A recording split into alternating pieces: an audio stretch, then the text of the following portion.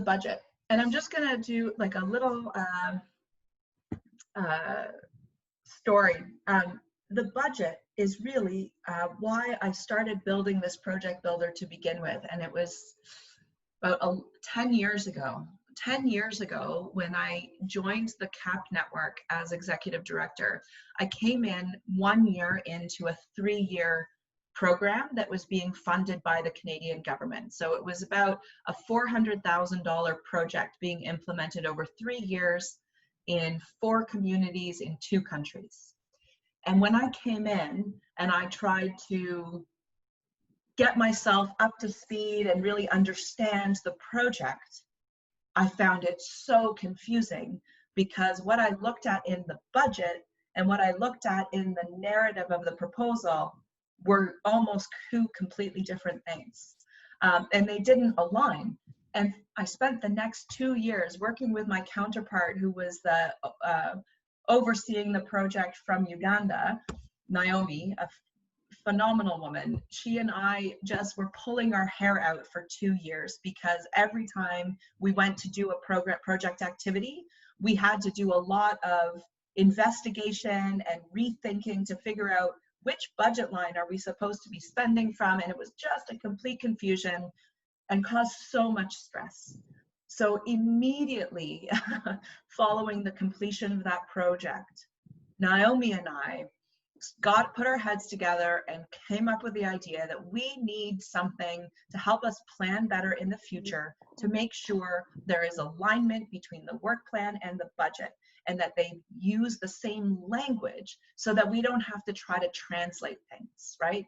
So we understand that part of the transportation line is actually meant for us to go and do monitoring and evaluation, or part of the rental line is actually means venue rentals for trainings. So we felt we needed something that was going to make sure we never had that stressful experience again.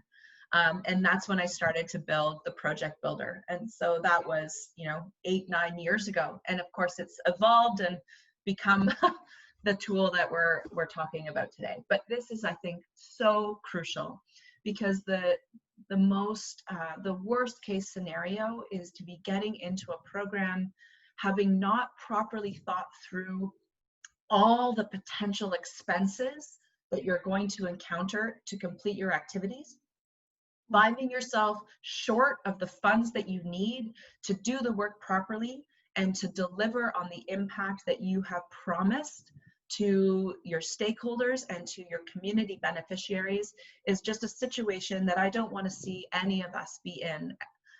So this is a really crucial piece. The way it is set up, again, it populates from your logic model. So everything you say you're going to do, you're then prompted to think through what are all of the costs associated with that. This is not the budget that you are ever likely to present to a funder. Unless they say they don't have a budget template, fantastic. Give them this budget and show that you have thought through everything as aligned with each of your project deliverables, your outputs. But probably you're going to need to translate this into a funder's budget template. And that's okay. But please, please resist the temptation to develop your budget in someone else's template, because you'll end up in the situation I found myself in, and it's a nightmare. You do not want to experience trying to implement based on a funder's template that has nothing to do with the way you think about your work. Okay. There is also sections in the budget for pieces that are not in your logic model, like staffing, like overhead costs, like your office or other major purchases that sort of benefit the whole program. Okay. I'll show you the budget here. So here we go. Something different. There's our something different output that we entered over here in the logic model. Here it is showing up in the budget. This sample here is just there so that you can see sort of how the template works, okay? So whether the something different is the installation of a water well or implementing a training, you then think through what are the actual costs associated with doing that. How many times are we going to travel to a community? And what will that cost? Who will we need to engage? Do we need to rent a meeting space or a training hall? Do we need to provide refreshments? Do we need to provide transportation allowances for anyone who's coming to engage in that activity? What are the things we need to purchase for that activity? Every level of detail of what you need to complete that piece of work. And then it's structured here to provide, to help you calculate your total amount with how many of those things do you need, what is the unit. So if it's 2 training, 2 field visits, whatever that is, the unit cost, and then the amount. Right now this has a $sign, but it doesn't need to. So this can be universal to any currency, depending on who where you're working and what local currency you're using. It also, this part here, column I and column K, these are to help you to translate your budget for whichever funder. So this is done later. So you develop your budget, but when you're ready to start applying for grants, this tool also can help you translate your budget to fit with any funder template from anywhere in the world. Okay, so here's the budget.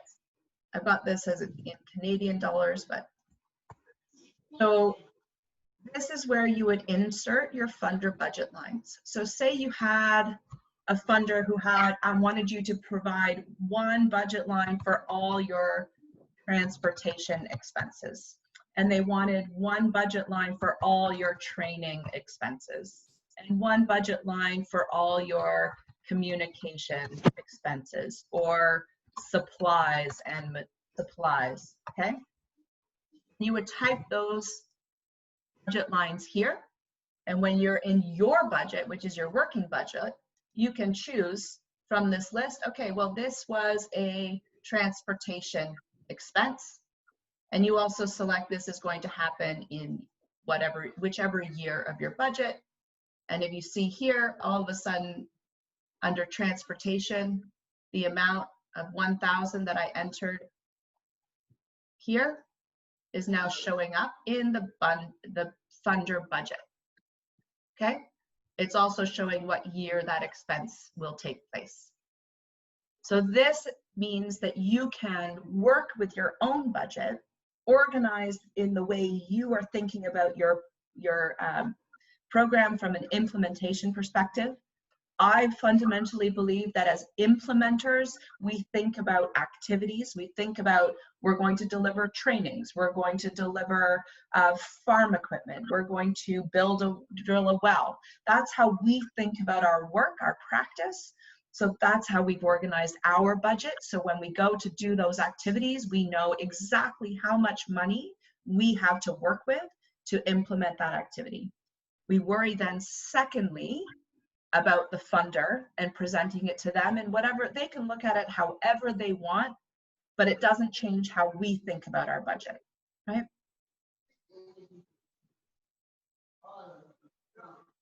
Making sense? Any questions in the chat, Katie? No. Okay. And of course, if when you get to this point, you need any help or support in doing this, or if one of the formulas stops working and you need help in setting it up again, please don't hesitate to reach out. That's the kind of thing we'd be very happy to help with.